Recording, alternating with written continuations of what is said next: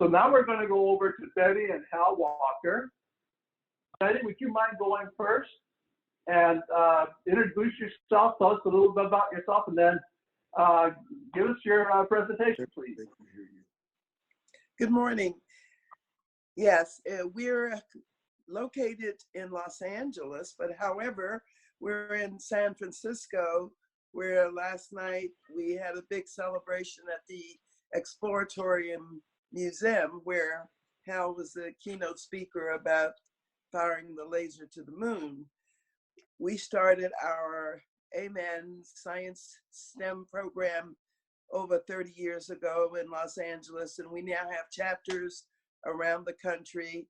And in 1997, we took 10 of our students to South Africa on a study tour after having visited 3 years in a row with our state senator, who was appointed by the United Nations to monitor the elections in '94. So the students received so much information on our 3 trips. We said, we'll take you, and called out our homecoming for the students, and that would be our last trip.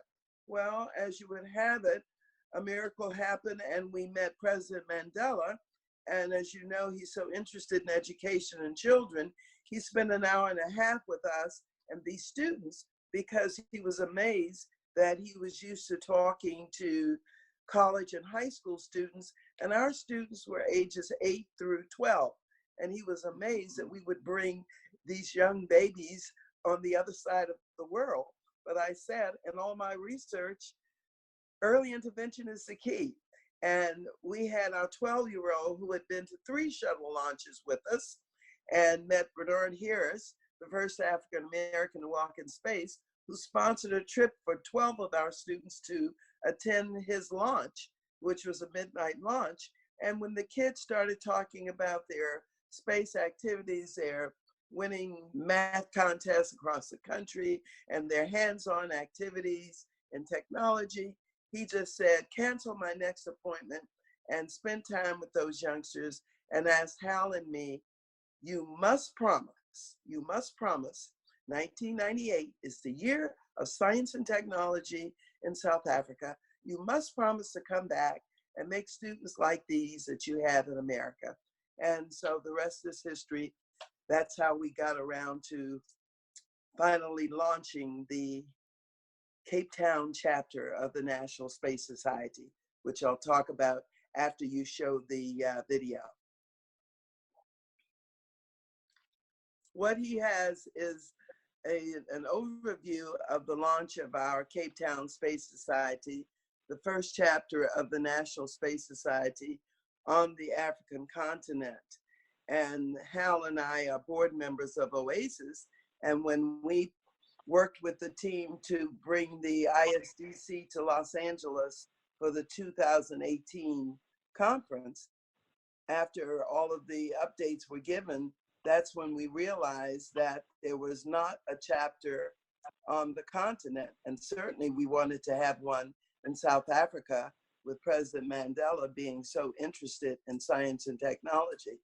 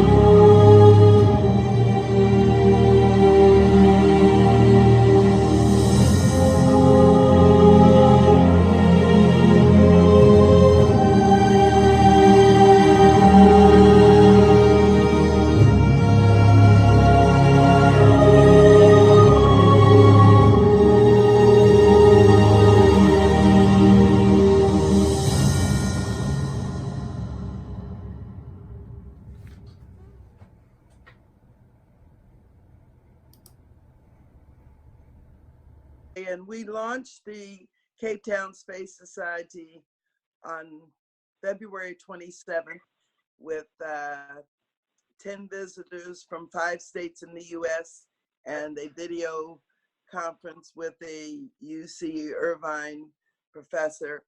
And those students that you saw, 3 of them came with us to the 2018 ISDC conference, and they were the hit of the conference. They had about 500 people who individually visited and listened to their presentation. A 14-year-old, a 16-year-old, and a 17-year-old, 3 high school students we brought with us from South Africa, from Cape Town, and they demonstrated their ion engine project. And they were so articulate and outstanding that they received a standing ovation at the closing dinner. So as a result of that, that gave us momentum to go back and put in place the official launch of the Cape Town Space Society chapter. And we had it at one of our high schools in a township outside of Cape Town. And we had 300 adults and 300 high school students in the audience. And that launch is the way we started the whole program. And that just took everybody, if you can imagine being in a huge auditorium and the big screens going across the stage, it opened up as a Hollywood production. And as a result of that, we've gotten so much interest from other cities that want to start their own Space Society chapters. So we've gotten, with President Mandela's interest in education, and we just celebrated his birthday on July 18th, and yesterday was the 50th anniversary of the Apollo 11, and then next Sunday is Hal's birthday. So we've got a whole July trio connecting America to the continent, and we look forward to having more students attend ISDC, and we're preparing our students right now for an international space conference that's going to be held at the International Convention Center in Cape Town in May of 2020. So that's where we'll be. We'll miss ISDC next year. Thanks so much. Thank you, Betty. So I did want to say that we've had a request by Avinash to interject between you and Hal. He's in an auditorium with several hundred people on it, and he wants to say something before they leave. So Hal, can we put you last on the schedule? Would you mind? No, go ahead. Oh, wait a minute. I'm wrong. Avinash, before you start, Betty, we need to ask questions and answers. Anybody I have one comment about your presentation. It's not a question, it's a comment. And it's from Terry Dutray. You guys are some mighty and powerful moving people. Thank you for doing all that you do. Okay.